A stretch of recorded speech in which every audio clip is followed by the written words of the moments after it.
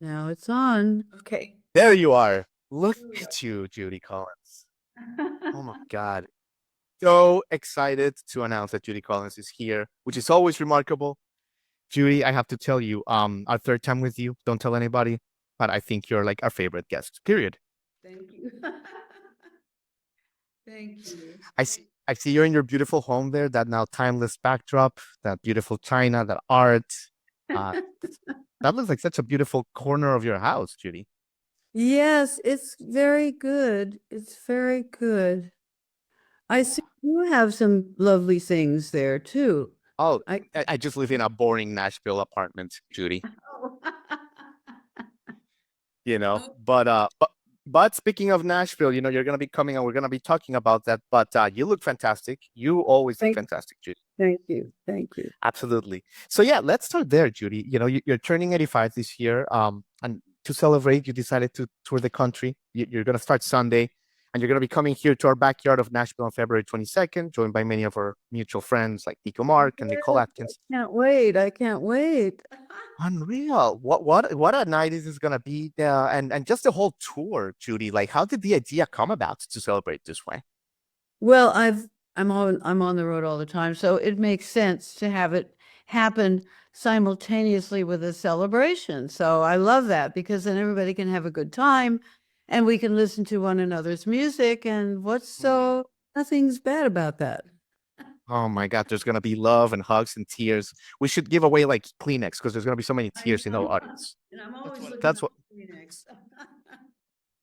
We'll make sure that the Ryman's got enough, Judy. But well, I was so excited about this, Judy, because I talked to Cher a few months ago, and there's a couple of people in the entertainment industry who started young, and they are sort of in a mission their whole lives, and I'm fascinated by that because I mean, do you consider yourself like a savant or a prodigy in a way, Judy? Because at 13 years old, you were studying piano with Antonia Brico. You're doing these great things, and a few years later, you're doing this whole thing.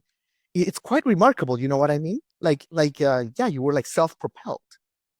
It is remarkable. I'm just looking for I can't find it. Oh, here it is. Wait a minute.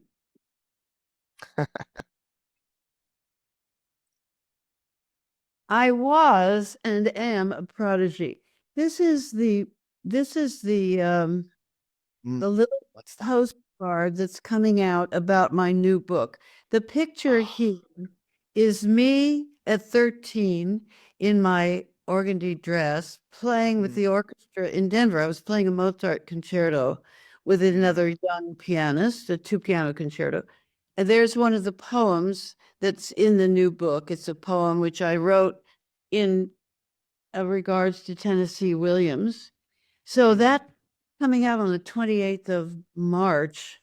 And it's my first book of poetry. I've written many books, as you know, but what prodigy? Well, that in this, I certainly was a prodigy. At 13 Yeah. playing Mozart.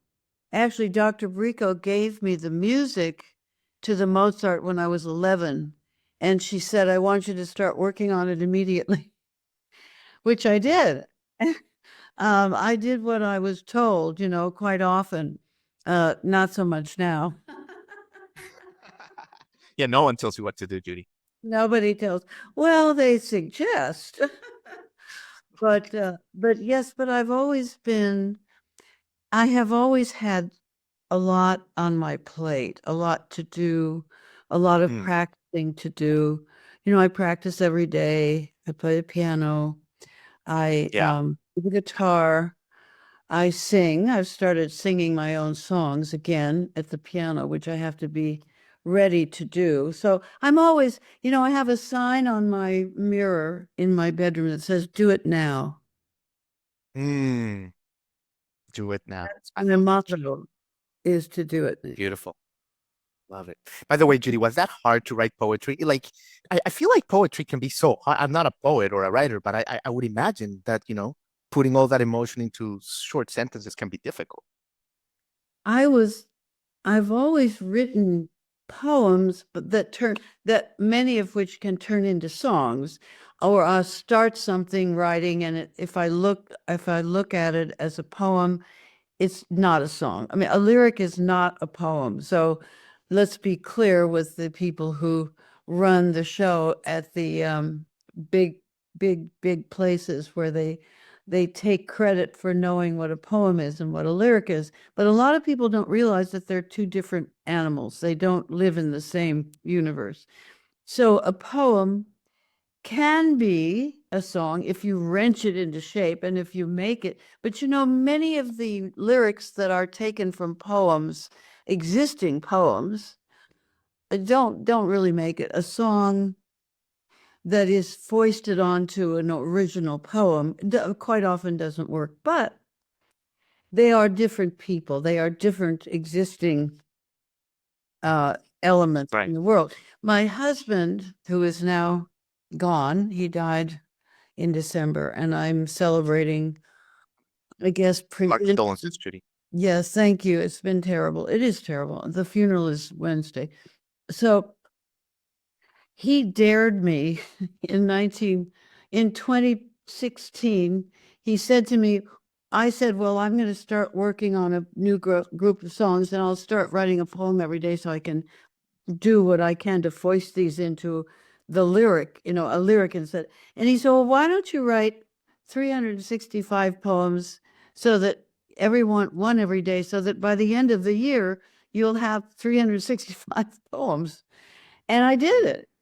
I did it. Wow. I did a poem every day. I haven't done that since, and I don't feature having to do it again. But it was what got me off the ground. It got me to a new album called Spellbound, in which a lot of the poems from that period turned into songs. And so that was very successful for me. And then when I was my agent said to me, well, what about all this poetry I see here? And she said, why don't I make you a deal and you will get it into a book? So that's what happened. Beautiful. Judy, by the way, did you see the Bob Dylan movie? No. Okay. Okay. It's pretty good. And a lot of, the West Village, mutual friends that he had with you. I'm curious if you would ever be interested in like a biopic like that. Is that something that ever crosses your mind? People have talked about it. I've thought about it with one and another filmmaker, and I'm sure someday it'll happen. But amazing. Love it. Love it, Judy. Judy, I wanted to ask you, because I know you got a lot going on. We appreciate every minute with you. Right now there seems, with the political situation, whatever, there seems to be like an air of hopelessness among many of our artist peers and here in Nashville and some of minorities and, all that stuff. There's an air of hopelessness. And I wanted to ask you, because you've always been a trailblazer, you've always been a leader. What do you say to those people that right now are like struggling to find some hope? I feel like some people, maybe there was like a louder resistance before something. Right now, some people are they don't know what to hang on to. Well, in part, it's because we live on this planet. This planet is not an easy place to live for lots and lots of people. The tendency towards misbehavior is great, and the time for unhappiness and hopelessness seems to be around us. My conviction is, and I have to read a lot of books about struggles through very hard times, and I have to turn always to Winston Churchill, who was the hope in the midst of terror. And I think that we have a responsibility to find our way to our own celebration of life in the moment, and our belief that we can, with courage, get through anything. And I think that that's predominant. I mean, this is the American story. It's overcoming difficulty. We have done it from the time we were born. So it's 200 years of overcoming difficulty. And we have to keep doing that. I have to keep doing it in my personal life, in my political life, in my musical life, in my professional life. We have to overcome. Overcoming difficulty is what we're about. And so we have to take courage from one another and from history. You know, I read a lot. I'm sure you do too. We read about people who've gone through very difficult times and who've somehow come through. Maybe not with particular joy, but some do. And, you know, I was talking to a woman last night, a friend of ours from the building that I live in. I didn't ever know her. She's a Pole. She's Polish. And when she was in 1928, she was in the underground in Poland. And she's a survivor. I mean, she was doing things that were very dangerous. And she's a good looking woman in her upper years, but she is a testimony to what can be done in a time of terror and hopelessness. So I like to think that we all have some little place in us that is full of joy. So we have to find that, and a little place in us that is full of courage, and we have to find that. And if nothing else, we can go sing "Where Have All the Flowers Gone" to our neighbors. That's right. That's Judy. why I think, and I haven't seen the movie about Dylan, but I think it's very important because it's a movie about the time that I was in the original days, and the Sure. all in, and I think it can give hope to young people. I think that's, forget the name of the guy who wrote the script. I know him, and I just can't remember his name. I'll call you when I think of it.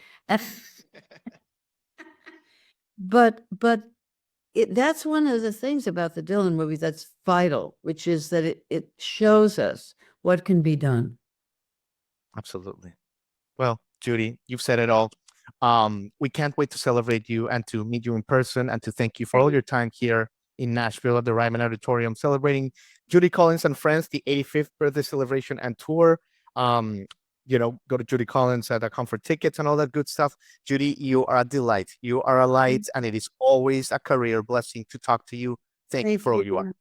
God bless you, my dear. Have a wonderful day. Well, Okay. Bye-bye. Nothing. Thank you for tuning in. Click here to subscribe and get the latest from the show, including exclusive behind-the-scenes footage and once-in-a-lifetime performances. And as always, thank you for making J-Rock Concerts Media part of your day.